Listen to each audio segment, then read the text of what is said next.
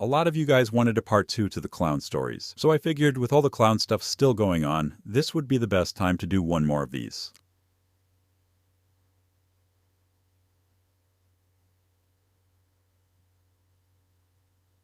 Three days ago, I had an encounter with one of those crazy clowns that everyone's hearing about lately. Most people are running into them on the road in the safety of their cars.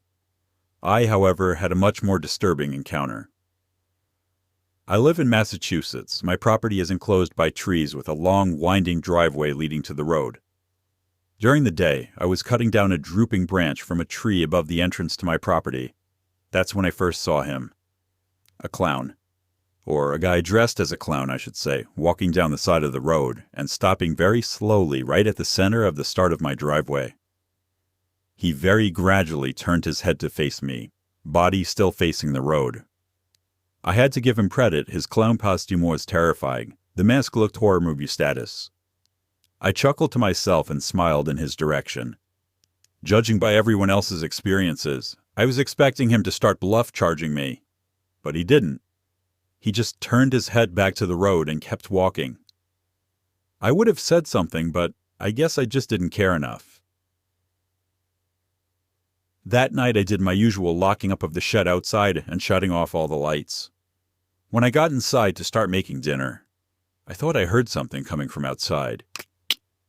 I opened the kitchen window a little more, but all I could hear was the wind and leaves blowing. I shut the window completely now and resumed making the food. I almost had a heart attack when there was a heavy, aggressive knocking coming from that same window I just shut. My whole body immediately went into panic mode. I felt every body part shaking, and my heart thumping twice as much than usual. I took the knife I had sitting on the counter and brought myself to look out the window, but it was literally too dark to even see past the glass. Once again, I struggled to sum up the courage to do something I felt needed to be done, which was this time to turn on the patio light and go outside.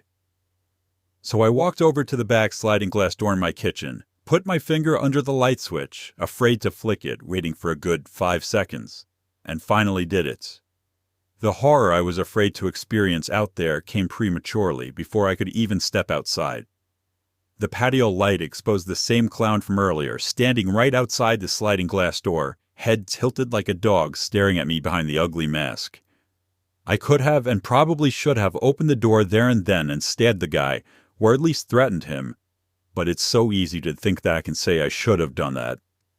Instead, I simply ran upstairs to the telephone where I called the police. I could hear banging on the heavy glass door downstairs all the way up from my bedroom, and it got worse as the clown started pounding with both hands repeatedly as opposed to the slow and steady knocking he was getting before. It got the worst when the clown started screaming like a psychotic with silent potion over the sounds of the pounding on the door. I felt like I was going to die. Literally every minute that went by that the cops hadn't arrived yet felt like 5 minutes. The screaming and banging finally came to a stop when I heard a familiar voice outside yelling, "What the hell are you doing?" and "Get the fuck out of here." I looked out the window to see Marv, my neighbor, walking over with a rifle in his hand. When I went outside to greet and thank him, he told me the clown ran off into the woods. The cops arrived briefly after that and took down my description, did a quick 5-minute sweep of the property, and left. Marv let me crash at his place for the night just in case. We don't play with shit when it comes to our well-being and safety. So yeah, at the time I'm sharing this, that was only 3 days ago, in the midst of all this clown horror.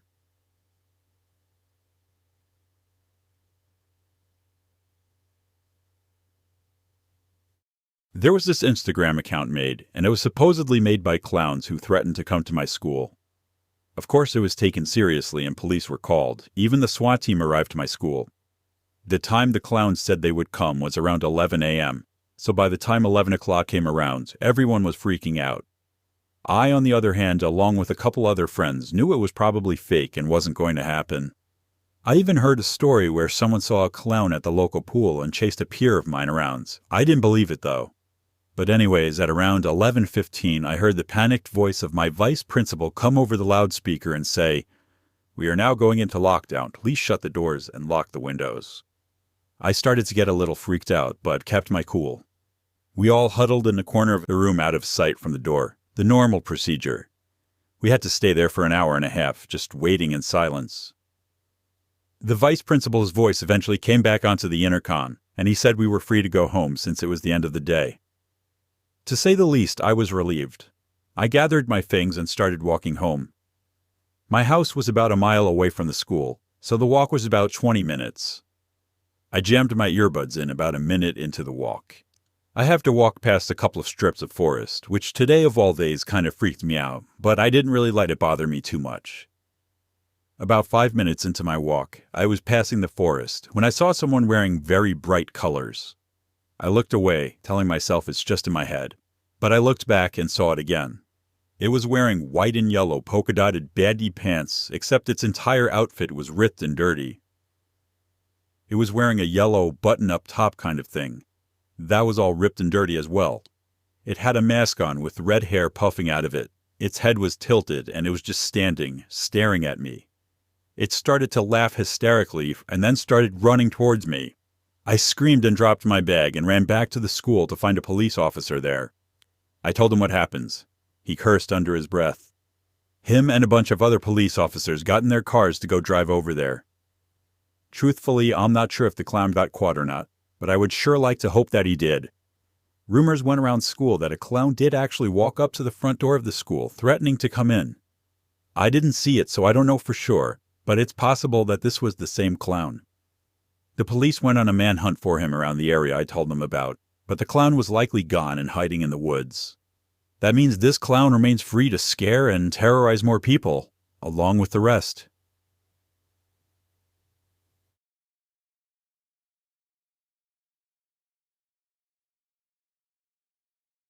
Friday night, October 7th, 2016. It's like 1 in the morning. I'm walking home from my friend's house a little buzzed. He lives almost a mile away. I stop at the T intersection of 2 roads and the trail that leads into the woods. There's no lights in there, but it's a definite shortcut that I always take during the day. Admittedly, I was wary of going in there simply because I found it creepy at night. I figured I'd save a good 10 minutes cutting through there instead of walking down the curvy roads, so I went for it. Using nothing but the light on my phone, I began to navigate the woods. The only reason going through the woods was quicker was because the roads in my neighborhood wind around a lot, and you can't really just find a straight road to cut through in my house's direction. Around 50 yards into the woods, I heard noises coming from up ahead. It sounded like more people. Normally I wouldn't find this too weird. It was a Friday night though, and sometimes kids would go into the woods to smoke after all. But still, with the thought of all this clown stuff going on, especially in my area, I feared for the worst. I covered the light from my phone as I was trying to turn it off, and tiptoed around a big tree behind. When the sounds got closer, it became obvious that they were footsteps, just as I feared. In the back of my mind, I knew the odds of running into clowns in the woods was next to none. I just also wanted to avoid contact with anyone in the woods at this hour. It soon became apparent that there were 2 people walking by. I tried to remain as quiet as possible, hoping they didn't see the light. These 2 people weren't talking at all, though. I could only hear their shoes hitting the leaves on the trail. That is, hitting the leaves up until around where I was standing. Then they stopped. I got that painful feeling in my heart and stomach area that you get whenever something shocking or scary happens. I daringly stuck my head around the tree, and I could see 2 people standing there in the darkness, and I immediately recognized their bizarre attire. These were 2 clowns. You didn't feel real. I even imagined this exact scenario playing out in these woods, and here it was happening now. I knew they would have seen the light, that's why they were stopped. They knew I was hiding somewhere. The question was, what were they going to do to me? It was the most tense moment of my life. However, it only lasted maybe 20 seconds. Then I heard the 2 clowns continue walking down the trail. When they were far enough away, I hopped up and ran for the other side of the woods, not caring how much noise I made. My house was across the street from the woods, so as soon as I made it across, I was basically home. My mom was already asleep by then, so I went around back and unlocked the back door with our secret key. I made a point of locking the door right away and shutting the blinds. I walked over to the living room, about to shut those blinds, when I noticed the clowns across the street. standing by the edge of the woods, facing my house. I couldn't tell if they were actually staring at me or not, but they were just still like statues, and I'm sure they were trying to scare me. I woke my mom, and she went to go check it out. But just like in any horror movie, the clowns were gone, meaning I was the only one who actually saw them. I tried to go to sleep, and given that I was still buzzed, kind of helped ease me into a sleepy state. In my bed, after facing the wall for a while, I got uncomfortable, so I flipped over to the other side, where I had a view of my whole room. Even though I was tired, I had trouble keeping my eyes closed, simply because I couldn't stop thinking about those clowns. What if they were out there right now? The curiosity was killing me to the point where I wanted to get up and look out my window. The sound of the thud on the window was like the sound of death to my ears. I knew what it was, and I didn't move. I closed my eyes and pretended to be asleep. I ignored it. Still not moving an inch. The thuds were getting more intense, and I feared they would break open the window.